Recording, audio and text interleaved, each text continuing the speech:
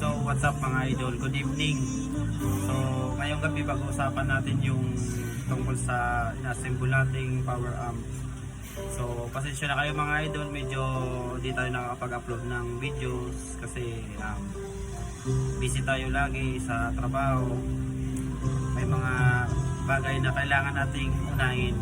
Kung kala mo naman pamilyadong tao, pero ganoon naman talaga sa buhay. Kailangan natin magsikap kahit alam nating tayo palang or sarili pa lang natin yung ating binubuhay. So tama ng kadrama, update na tayo sa ating power amplifier. So ayan mga idol, ito pala mga idol ginawa natin, natatapos pa lang natin to kaninang mga last 3 ng hapon.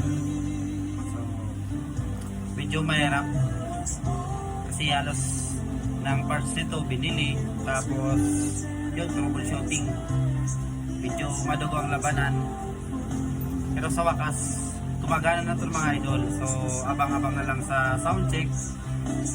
Ayan, testing pa lang yan.